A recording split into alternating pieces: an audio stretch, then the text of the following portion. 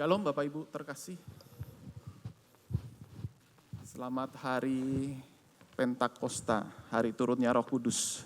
Tepat di hari ini, kita bersyukur kita boleh dikaruniai Allah Roh Kudus.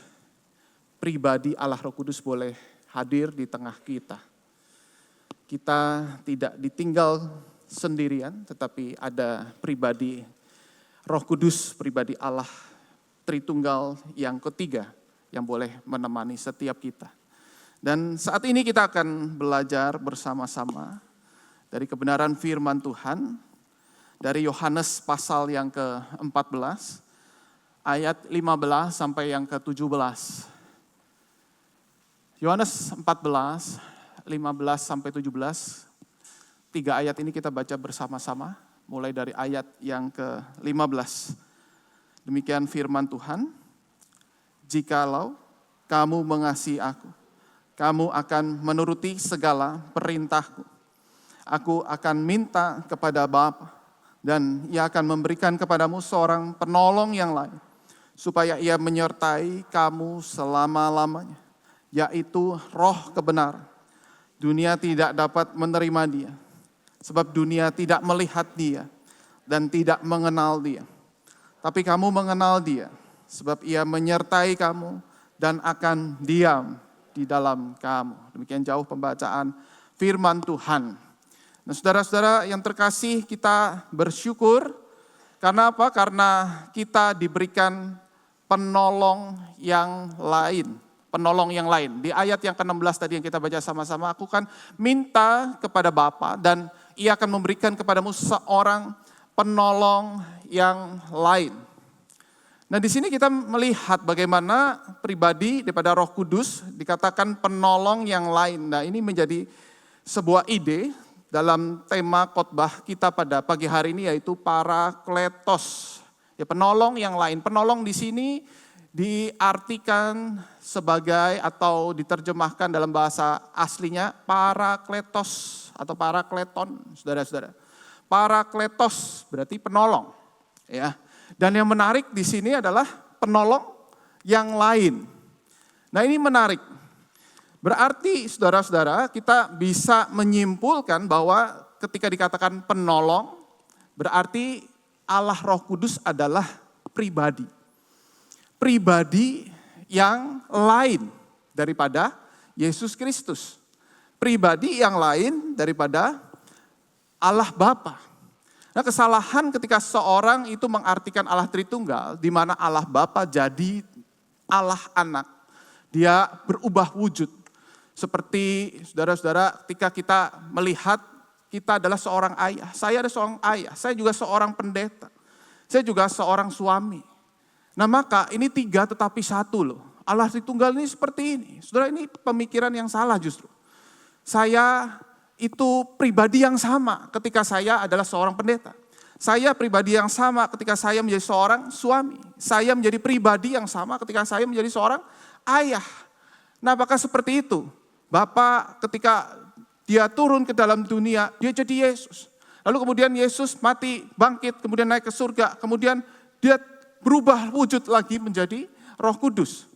Nah, saudara, kalau seperti ini kita mengartikan Allah Tritunggal kita adalah satu pribadi, tetapi dia berubah wujudnya. Bukan seperti ini, saudara, pengertian Allah Tritunggal. Dan ayat firman Tuhan ini jelas, penolong yang lain. Jadi ini ada pribadi yang lain, pribadi yang berbeda daripada Yesus Kristus.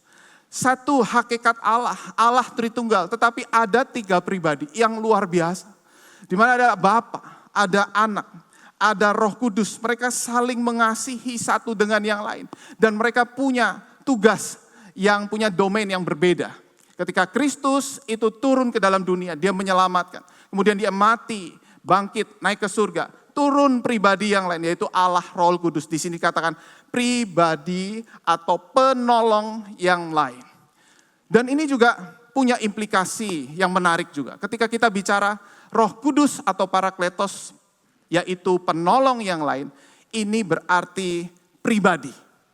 Ini berarti pribadi, bukan hanya pribadi yang lain, tapi benar-benar pribadi. Bukan hanya sekedar kuasa, bukan hanya sekedar tenaga yang dipercaya oleh saksi-saksi Yehova. Saksi Yehova tidak percaya Allah Tritunggal. Saksi Yehova bagaimana menjelaskan antara Bapa, Anak, dan Roh Kudus. Anak yaitu Yesus Kristus adalah ciptaan yang tertinggi lebih daripada para malaikat. Dan waktu mereka melihat Allah Roh Kudus, mereka akan berkata bahwa ini adalah tenaga. Ini adalah kekuatan ekstra yang keluar daripada Bapa, yang keluar daripada Anak. Sehingga apa? Itu bisa menuntun, bisa menguatkan setiap kita. Nah, kita tidak percaya Allah Roh Kudus adalah hanya kekuatan. Allah Roh Kudus betul-betul pribadi, dia bisa bersedih, bahkan dikatakan penolong. Nah, saudara, penolong ini berarti bisa menolong. Dia hidup, dia berpribadi, akhirnya bisa menolong kita. Suatu kali ketika saya naik sepeda, goes, lalu kemudian ngelihat ada AI juga sama naik sepeda, saudara-saudara. Lumayan, saudara-saudara ya. AI ini sudah cukup tua, rambut sudah cukup banyak yang putih, tetapi tenaganya luar biasa. Sehingga waktu saya naik sepeda, wah ini AI kuat juga untuk naik sepeda. Kemudian sudah 1 jam saya berkeliling komplek, kemudian AI ini sudah tetap semangat, tetap tersenyum. Halo AI, tetap tersenyum. Padahal saya udah ngos-ngosan, saudara. Kemudian sampai sudah mulai 2 jam, aduh udah capek banget, udah pegel. Saya udah pengen pulang. Tapi saya masih melihat AI ini dengan semangat, dengan tersenyum dan sukacita masih keliling komplek dengan tersenyum. Saya kaget luar biasa, saya amatin, menarik juga ya. Mungkin sepedanya enteng sekali, lain sama sepeda saya ini, cukup berat. Lalu kemudian saya perhatikan dan kemudian saya lihat tipe sepeda tertentu. Saya search di Google. Saudara, sepeda apa itu? Sepeda listrik, saudara-saudara. Sepeda listrik, pantesan. Kalau kayak begini mau 5 jam juga kuat. Betul tidak? Asal listriknya itu jangan habis. Kalau habis tinggal dicas lagi. Nah, berarti ini sepeda ditambahin listrik, dia punya kekuatan. Apakah Allah Roh Kudus seperti itu? Tidak. Dia punya pribadi yang lain. Dia karena pribadi yang lain, dia juga punya kekuatan. Dia punya ekstra tenaga untuk menguatkan kita. Nah, di sini kita bisa melihat fungsi parakletos di dalam kehidupan orang percaya. Apa yang dilakukan oleh Roh Kudus sebagai penolong atau parakletos. Penolong yang lain berarti selain daripada Yesus yang menolong kita, ada Roh Kudus yang juga menolong kita. Maka kita lihat yang pertama, yaitu Roh Kudus itu sebagai pengajar. Parakletos itu pengajar. Dan ini jelas di sini dikatakan di dalam ayat yang ke-26, tapi penghibur yaitu Roh Kudus yang diutus oleh Bapa dalam namaku, dialah yang mengajarkan segala sesuatu kepadamu. Dan lebih spesifik lagi, sebenarnya apa yang diajarkan? Dia akan mengingatkan kamu akan semua yang telah kukatakan. Jadi Roh Kudus tidak mengajarkan sesuatu yang lain. Dia memang betul dia mengatakan bahwa aku mengajarkan segala sesuatu tapi ditambahin ini. Ada kalimat yang penting setelah ini. Dia akan mengingatkan apa? Semua yang telah aku ajarkan. Siapa aku di sini? Yesus. Yesus mengajarkan murid-murid. Yesus mengajarkan kebenaran kepada orang banyak. Yesus mengajarkan kepada mereka yang datang kepadanya. Dan itulah yang diingatkan oleh Roh Kudus. Jadi kita bisa melihat, di sini ada Yesus, ada penolong yang lain Roh Kudus. Tidak mungkin Roh Kudus mengajarkan sesuatu yang baru. Roh Kudus tidak mengajarkan sesuatu yang baru yang berbeda daripada Yesus Kristus. Jadi peran Roh Kudus hanya mengingatkan kembali apa yang Yesus sudah ajarkan. Wah, ini menarik sekali, ini bagaimana kesatuan Allah Tritunggal tidak pernah saling bertentangan. Seperti dewa-dewa yang orang-orang bisa percaya. Agama-agama yang percaya banyak dewa. Dewa satu mengajarkan seperti ini. Dewa yang kedua mengajarkan seperti ini. Lalu mereka saling bertengkar. Sehingga ada orang yang dekat dengan dewa yang satu ini. Lalu bermusuhan dengan dewa yang kedua. Allah Tritunggal tidak demikian. Roh Kudus menyatu pikirannya, hatinya. Sehingga apa? Roh Kudus mengajarkan, mengingatkan apa yang Yesus ajarkan. Tidak pernah Roh Kudus mengajarkan sesuatu yang baru yang berbeda daripada Yesus. Nah, saudara, kita melihat misalnya ada fenomena gereja yang pada saat itu cukup heboh. Yaitu apa? Toronto Blessing. Di bulan September tahun 94, ini ada sekitar 200.000 orang Kristen dari seluruh dunia datang ke Toronto. Mereka ngapain? Mereka katanya dapat pengalaman roh. Lalu kemudian ketika mereka nyembah, kemudian ada gerakan Roh Kudus. Ada yang tertawa, tak terkendali, menangis, gemetar, bahkan sampai jatuh ke tanah. Wah, ini Roh Kudus loh, ini luar biasa. Mereka semua yang hadir bersaksi, aku dapat pengalaman bersama dengan Roh Kudus. Nah, kemudian orang-orang bertanya, ini beneran Roh Kudus apa bukan ini? Ini sungguhan, tapi benar ini terjadi loh, ini terjadi. Saya benar-benar mengalami sendiri. Dan di situ saya dihiburkan. Ada damai sejahtera. Kalau Anda tidak mengalami sendiri, susah saya bercerita kepada Anda. Bukankah sering sekali kesaksian seperti itu yang sering keluar dari orang-orang yang katanya mengalami lawatan daripada Roh Kudus. Sekarang jawabannya sebenarnya simpel. Apakah Yesus pada saat itu bersama dengan murid-murid berkelepar-kelepar begini, saudara, terus kemudian mereka tertawa. Dan kemudian mereka mengalami kuasa daripada Yesus. Dan kemudian mereka merasa damai, merasa sejahtera. Dan kemudian setelah itu ya Roh Kudus mengajarkan hal yang sama. Nah, hati-hati ketika ada ajaran yang baru, ada fenomena yang baru, berlawanankah dengan apa yang diajarkan oleh Yesus? Apakah lawatan daripada kuasa Yesus kemudian membuat mereka bisa tertawa, menangis, dan tak henti-hentinya seperti itu? Tidak, bukan. Dan sekarang kita bisa menyimpulkan bahwa ini hati-hati dengan ajaran seperti ini. Ini berlawanan dengan Yesus. Maka ini pasti bukan dari Roh Kudus. Ini jelas bukan. Dan tidak mungkin Roh Kudus bekerja lalu kemudian berlawanan dengan pribadi Allah yang kedua. Dan mencari magnet pengikut sendiri. Lalu kemudian, wah ini aku mengikuti Roh Kudus. Ngapain sama Yesus bosan? Diajarin firman Tuhan terus. Sama Roh Kudus luar biasa. Bisa ngeroh. Wah luar biasa. Aku mendapatkan fenomena. Saudara, tidak mungkin seperti ini. Ini artinya Allah Tritunggal saling berseberangan. Saling bertentangan. Dan Allah Tritunggal seperti itu. Bukan Allah yang sungguh-sungguh. Bukan Allah yang sejati. Allah Tritunggal menjadi satu kesatuan yang harmonis. Dan di sini kita bisa melihat bahwa ketika kita membaca Yohanes 15. Dikatakan, jikalau penghibur yang akan kuutus dari Bapa datang. Yaitu roh kebenaran yang keluar dari Bapa. Ia akan bersaksi tentang aku. Clear. Penulis Injil Yohanes itu betul-betul menuliskan perkataan Yesus yang sangat tajam ini. Nanti ketika Roh Kudus datang, dia bersaksi tentang Yesus. Dia akan bersaksi tentang aku, bukan hal yang lain. Sehingga kita bisa menyimpulkan bahwa orang yang dipenuhi Roh Kudus, itu apa tandanya? Orang yang dipenuhi oleh Roh Kudus, katanya penuh dengan roh. Sebenarnya tidak banyak bicara tentang Roh Kudus. Orang yang dipenuhi Roh Kudus juga tidak banyak bicara soal bahasa roh. Orang yang dipenuhi Roh Kudus juga tidak banyak bicara tentang karunia Roh Kudus. Tetapi orang penuh Roh Kudus banyak bicara apa yang Yesus lakukan. Apa yang Yesus ajarkan. Apa yang Yesus katakan. Dan semuanya bersaksi tentang aku. Ini Roh Kudus. Ini Roh Kudus yang sesungguhnya. Semua akan melihat kepada sosok pribadi yang sangat penting. Yaitu siapa? Yesus Kristus. Dan ini menarik sekali. Ketika Yesus datang ke dalam dunia. Siapakah yang disorot oleh Yesus? Bapa.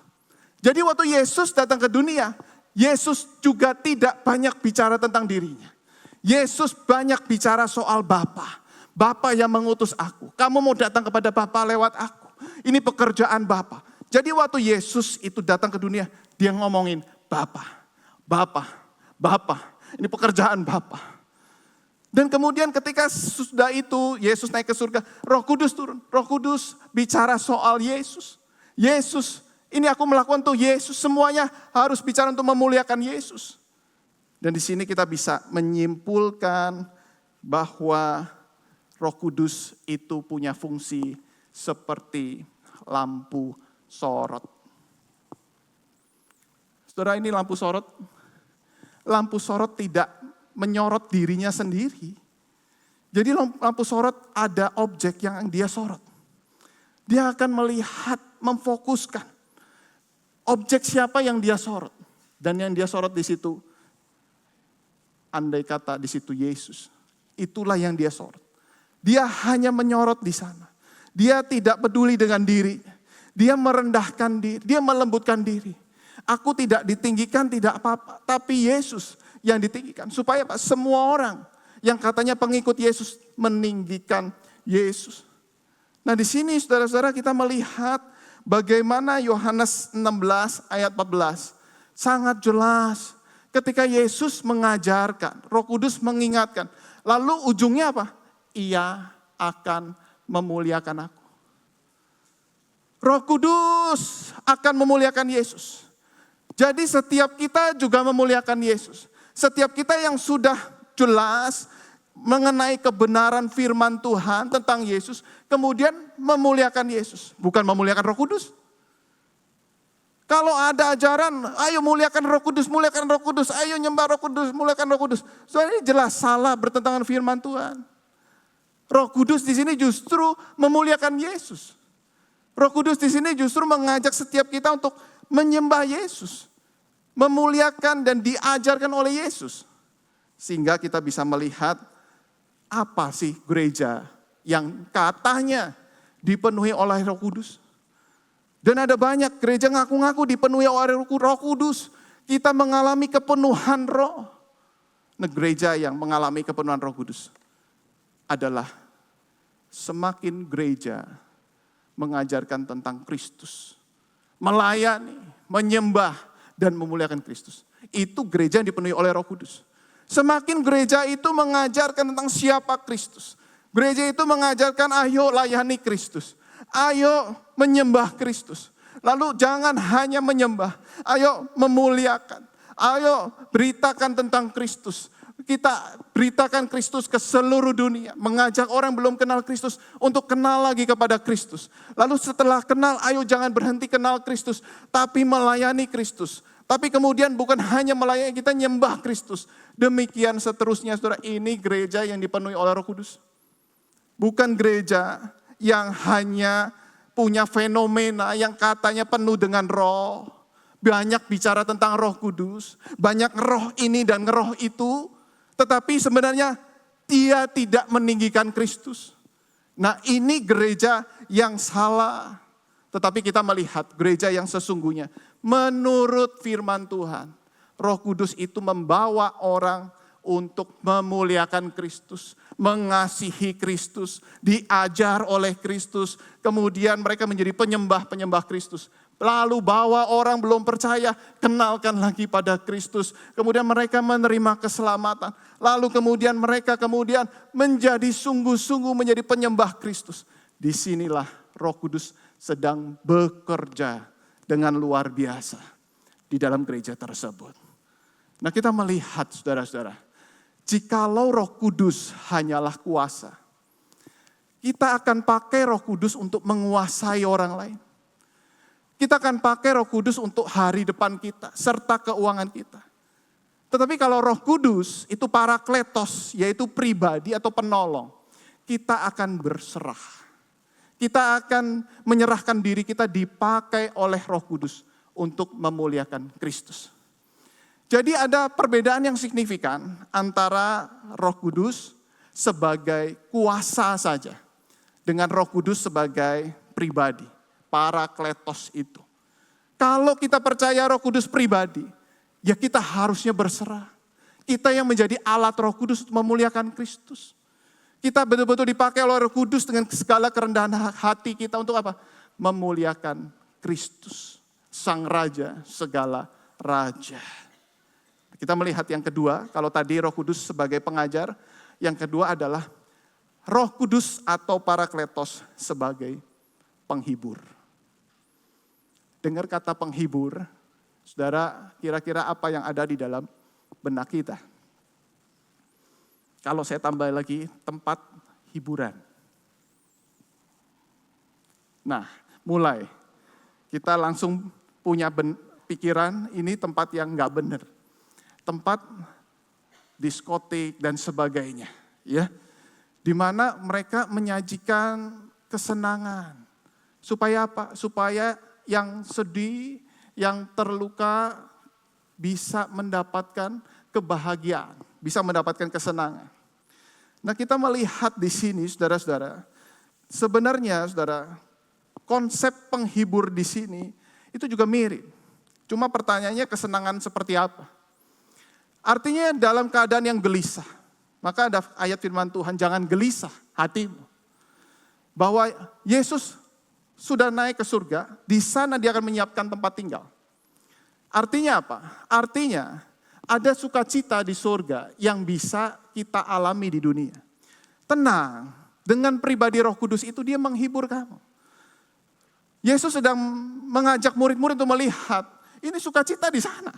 Aku sedang menyiapkan kalian tempat tinggal. Tapi jangan khawatir, di sini juga kalian bisa rasakan bersama-sama dengan Roh Kudus. Ada penghibur. Nah, konsep penghibur ini di sini apa? Orang yang sedang susah, orang yang sedang gelisah, lalu dapat damai sejahtera, lalu ditenangkan dari kekhawatiran, dan mendapat kekuatan yang baru, dapat sukacita, dapat kesenangan di dalam Tuhan. Nah, di sini problemnya ada kesenangan duniawi itu menghancurkan. Kesenangan duniawi itu membuat seorang lari dari fakta kehidupan. Kesenangan duniawi itu kalau diteruskan malah justru membuat hidup seseorang menjadi makin susah. Itu kesenangan duniawi. Tetapi kesenangan surgawi, ini ala Roh Kudus. Di mana kita bisa tetap bertahan di dalam keadaan yang penuh dengan tantangan. Gimana kita akhirnya tetap bertekun di dalam kesetiaan. Dalam sakit penyakit penderitaan kita tidak melarikan diri, tapi bertahan, tetapi tetap kita menerima sukacita dari Roh Kudus. Nah, sehingga saudara-saudara dalam pasal 16 ayat yang ke-7 dikatakan begini. Namun benar yang kukatakan ini kepadamu adalah lebih berguna bagi kamu jika aku pergi. Sebab jikalau aku tidak pergi, penghibur. Nah, ini pakai kata parakletos juga. Penghibur itu atau parakletos itu tidak akan datang kepadamu. Tetapi jikalau aku pergi, aku akan mengutus dia kepadamu. Nah, di sini kita bisa melihat bagaimana penghibur. Parakletos itu punya tugas untuk menghibur kita. Dan kita bisa melihat ketika Yesus naik ke surga, Roh Kudus itu tidak terbatas dari tempat. Jadi artinya Roh Kudus berdiam di dalam hati saya, juga berdiam dalam hati saudara. Dan kita bisa terpisahkan tempat. Dimanapun itu, Roh Kudus bisa hadir di masing-masing kita. Dan kita bisa melihat di sini ketika ayat firman Tuhan berkata, tetapi penghibur, ini parakletos juga, yaitu Roh Kudus. Yang akan diutus oleh Bapa dalam namaku, dialah mengajarkan, sekali lagi, mengajarkan segala sesuatu dan akan mengingatkan kamu akan semua yang telah kukatakan kepada. Nah, sekali lagi di sini kita melihat gimana cara Roh Kudus menghibur. Gimana cara Roh Kudus itu betul-betul bisa membuat kita yang tadinya susah, gelisah hati kita, lalu kita bisa dapat sukacita. Kita bisa dapat kekuatan. Kalau kesenangan dunia jelas, tadi ada tempat penghibur atau tempat hiburan. Pergilah ke situ, keluarkan uang yang banyak, engkau akan mendapat kelegaan. Tapi hanya itu aja, setelah itu engkau terjerat dan terjerumus di dalam dosa. Tapi cara Roh Kudus tidak seperti itu. Cara Roh Kudus adalah apa? Kau akan diingatkan akan semua yang telah kukatakan kepadamu. Nah, ini cara Roh Kudus. Dengan kata lain apa? Dengan kata lain, Roh Kudus itu sedang membawa kita ketika sedang susah, menderita. Kita ingat kembali tentang Kristus yang menderita bersama dengan kita. Kita diingatkan kembali. Kau tidak menderita sendiri. Ada pribadi Allah yang kedua, yaitu Yesus Kristus. Dia juga menderita bersama dengan kamu. Engkau tidak menderita sakit sendiri, tapi lihat di atas kayu salib itu Kristus menderita bagi kamu. Engkau betul-betul mengalami penyakit stadium 3, stadium 4 yang sangat susah, yang menyakitkan kamu. Kau banyak selang di dalam tubuhmu, tapi lihat Kristus itu.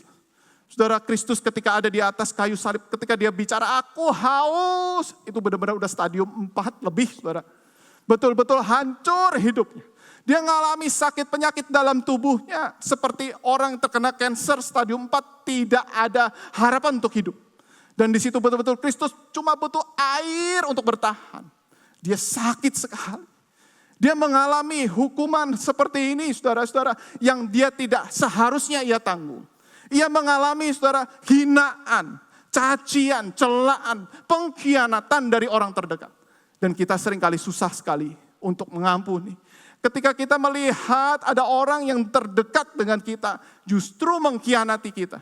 Dan di situ, saudara, itu betul-betul menikam kita. Membuat hati kita hancur. Tetapi di situ Roh Kudus gimana kerja? Ayo lihat Kristus. Ayo lihat Kristus. Dia pernah dikhianati. Dia pernah disangkal oleh murid-muridnya. Dia pernah dijual. Dia tidak salah. Dan ketika kita melihat ada suatu pergumulan di dalam keluarga. Dan kita harus berpisah dengan pasangan kita, dengan orang tua. Kristus alami itu. Di atas kayu salib dia betul-betul bergumul untuk mamanya yang dia kasihi. Mamanya dititipkan kepada Rasul Yohanes. Mama, aku sebentar lagi mau pergi. Tapi aku masih sayang sama kamu. Ma. Aku masih mengasihi engkau. Aku masih pengen terus bersama-sama dengan engkau. Tapi Kristus harus menjalankan misinya. Sehingga dia harus berpisah dengan mama yang dikasihinya. Dan kita tahu segala problema hidup. Antara hidup secara betul-betul, secara kerohanian, secara psikologis. Semua Kristus alami di dalam penderitaannya di atas kayu salib itu. Sehingga kita bisa melihat di sini, saudara-saudara, bagaimana ketika Roh Kudus bekerja di dalam penderitaan kita. Muncul wajah Kristus di dalam imajinasi kita. Ingat Kristus. Ingat Kristus yang Kristus sudah lakukan untuk di atas kayu salib itu. Puncak penderitaan Kristus. Dan disitulah kasih Kristus yang begitu luar biasa. Sehingga ketika kita mencari penerimaan kepada siapa? Kristuslah yang menerima kita.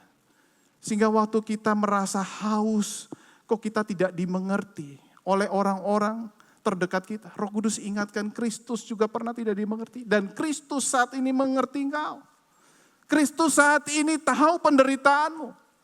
Kalau dibandingkan dengan Kristus, penderitaan kita itu menjadi biasa. Itu menjadi biasa. Tidak ada bandingannya dengan penderitaan Kristus. Ada sosok pribadi yang lebih besar penderitaannya, yaitu Kristus. Dan di atas kayu salib itu, Kristus dan Bapa menerima kita menjadi anak-anak Allah. Kristus dicoret dari kartu keluarga Allah supaya kita masuk dan ditulis menjadi kartu keluarga Allah, menjadi anak-anak Bapa yang dikasihi, diadopsi. Dan luar biasa penerimaan Kristus, penerimaan Bapa kepada kita. Sehingga kita bisa melihat di sini jelas berbeda. Waktu anak-anak Tuhan itu mengalami penderitaan. Antara kita percaya Roh Kudus hanya sebagai kuasa. Dan Roh Kudus adalah Parakletos. Apa bedanya? Jikalau Roh Kudus adalah kuasa, maka penderitaan kita menjadi tanda titik. Bahkan tanda tanya. Kenapa begini Tuhan? Inilah akhir hidupku Tuhan. Hancur. Tetapi kita bisa melihat, jikalau ia adalah Parakletos, penderitaan kita menjadi tanda koma. Ia sedang memakai penderitaan kita untuk memuliakan Kristus. Penderitaan kita bukan akhir dari segala-galanya. Tetapi ia sedang pakai, Roh Kudus pakai untuk apa? Memuliakan Kristus. Penderitaan kita jadi berkat bagi orang lain. Dan Roh Kudus pasti dengan mudah memakai penderitaan kita. Dia sedang bekerja mendatangkan kebaikan. Di mana kita bisa yakin ketika Roh Kudus mengingatkan kita, bukan hanya Roma 8 ayat 28 itu, tetapi mengingatkan Yesus yang mati di atas kayu salib. Bukankah penderitaan Kristus itu menjadi sebuah kebaikan bagi setiap kita ketika kita percaya betul tidak ada keselamatan dari ujung kolong langit pun kecuali nama Kristus itu. Dan kita betul-betul menerima kebaikan dari penderitaan Tuhan kita. Artinya Roh Kudus yang sama juga bisa pakai penderitaan kita agar orang-orang lain menerima kebaikan. Orang-orang lain kemudian terima kebaikan, dia memuliakan Kristus. Dan hidupnya diubah. Dan disitulah Roh Kudus yang sejati. Dia bisa pakai penderitaan kita. Keterbatasan kita, kelemahan kita. Untuk apa? Memuliakan Kristus. Sehingga saudara-saudara hari ini ketika kita masih menderita, masih sulit di dalam kehidupan kita. Lihat dan percaya kembali. Parakletos itu hadir di tengah kita, tidak pernah meninggalkan kita. Bahkan mungkin belum mengubah nasib hidup kita. Tapi dia mau pakai kita untuk memuliakan Kristus. Mau pakai kita untuk menjadi berkat di dalam penderitaan kita. Pertanyaannya, apakah kita mau dipakai oleh Parakletos itu? Semakin kita mau membiarkan diri kita dipakai oleh Parakletos itu, semakin indah hidup kita. Hidup yang tidak lagi menjadi beban, tetapi hidup yang mengikuti ritme daripada Allah. Hidup yang dipimpin oleh Roh Kudus. Kita bisa ikut ritmenya Roh Kudus. Bukan selalu bicara soal hal yang mudah, yang enak. Tetapi dalam segala kesulitan, kita semakin dimurnikan oleh Allah Roh Kudus. Dan sebentar lagi kita akan melihat tayangan video dan di sini kita bisa menyimpulkan apa yang kita bicarakan ini. Roh Kudus selalu bicara soal Kristus. Roh Kudus selalu membawa kita untuk terus melihat Kristus di dalam keseharian kita. Dan ini video sangat tepat sekali. Ketika Roh Kudus bersama kita, yang kita lihat Kristus, Kristus, Kristus, memuliakan Dia di dalam segala hal.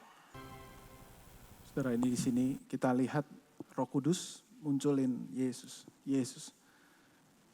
Roh Kudus sejati, dia akan sering memunculkan Yesus di dalam kehidupan kita.